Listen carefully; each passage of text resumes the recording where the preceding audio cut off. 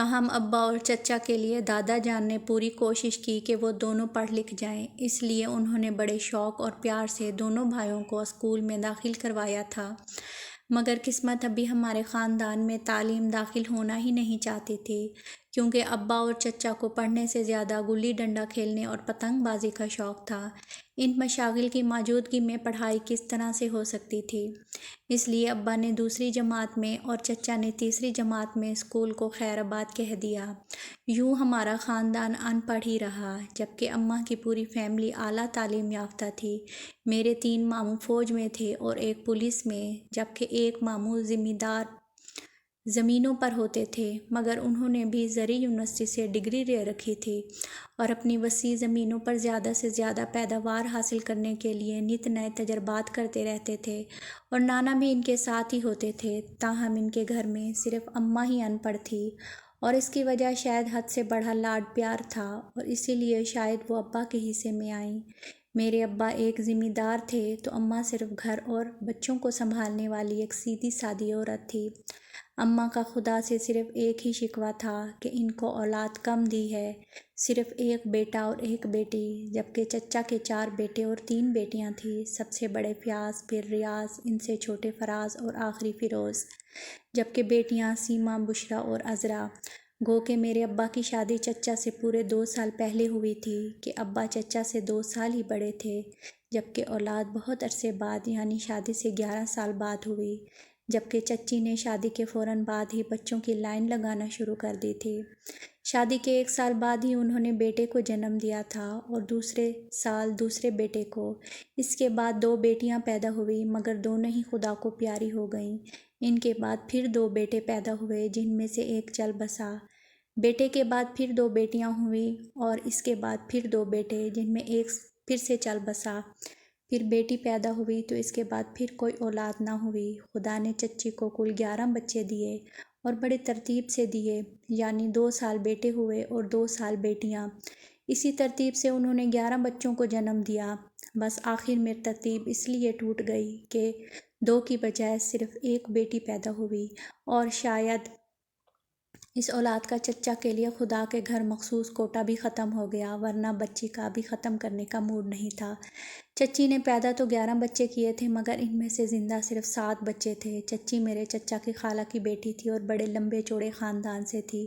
چچی کا خاندان 10 بہنوں اور 2 بھائیوں پر مشتمل تھا۔ ان کے خاندان کی عورتیں بچے پیدا کرنے کی بہت شوقین تھیں، اس لیے چچی کی بہنوں نے بھی درجنوں کے حساب سے بچے پیدا کیے تھے۔ شوق تو میری اماں کو بھی بہت تھا کہ ان کے 12 بچے ہوتے تو ان کی بھی بڑی فیملی ہوتی، درجن نہ صحیح آدھ درجن بہن بھائی تو وہ بھی تھے، مگر خدا کو اماں کے ہاں زیادہ اولاد منظور نہ تھی، اس لیے صرف ایک بیٹا اور ایک بیٹی دی، اور وہ بھی بڑی مشکلوں اور منتوں کے بعد۔ دراصل دادی تو تمہیں نہیں چاہتی تھی۔ چچی نے ہی شادی کے بعد اماں کے علاج وغیرہ پر توجہ دی۔ دونوں دیورانیاں جیٹھانیاں بڑی محبت تھی، یہی وجہ تھی کہ چچی اماں کو حکیموں ڈاکٹروں کے علاوہ مزاروں پر بھی لے جاتی تھی۔ آخر ان کی کوشش رنگ لے آئے، اور جب بچی 9ویں بچے کو فیروز کی شکل میں جنم دینے والی تھی تو امی کا پاؤں بھی بھاری ہو چکا تھا۔ یوں اماں نے شادی کے 11 سال بعد جس بچے کو جنم دیا وہ بیٹا تھا۔ خاندان بھر میں خوشی کی لہر دوڑ گئی۔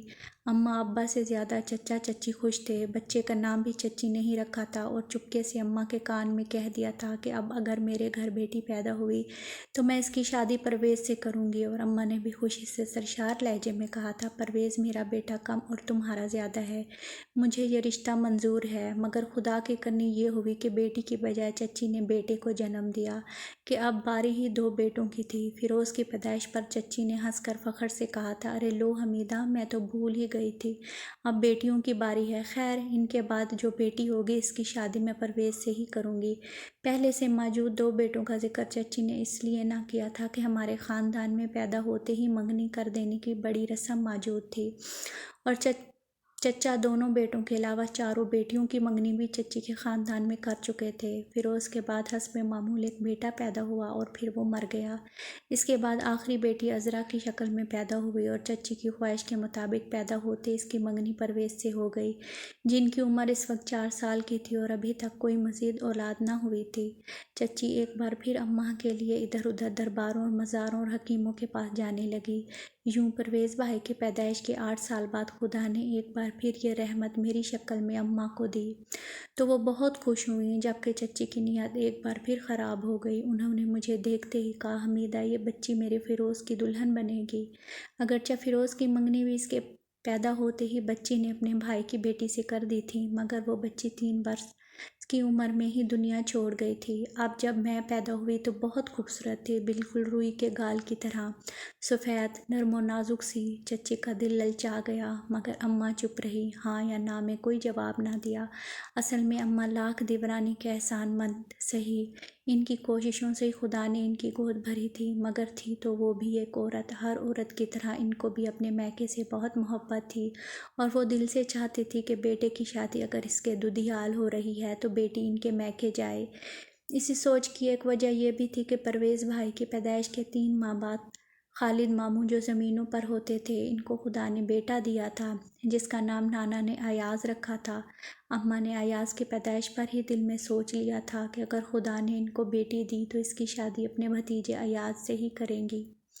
یہی وجہ ہے کہ میرے پیدا ہونے پر جب چچی نے میری خوبصورتی کو دیکھتے ہوئے فیروز کے لیے بات کی تو اماں چپ رہی۔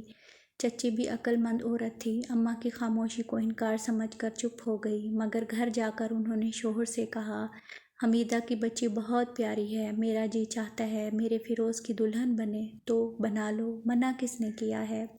چچا نے مسکراتے ہوئے کہا، حمیدہ کی شاید مرضی نہیں، میں نے بات کی تھی مگر وہ چپ رہیں، تو اس میں مایوس ہونے کی کیا ضرورت ہے، میں لالا صدیق سے بات کروں گا۔ چچا نے کہا تو چچی خوش ہو گئی کہ میں ان کو بے حد پسند آئی تھی، لیکن جب چچا نے ابا سے بات کی تو ابا نے پیار سے بھائی کو سمجھایا، حنیف برا نہ ماننا، پرویز تمہارا بیٹا ہے، جبکہ بیٹی تمہاری بھابھی کی خواہش ہے کہ وہ اپنے بھائی خالد کو دے گی۔ چچا نے ابا کی بات سمجھ لی اور بھائی کو بھی سمجھا دی۔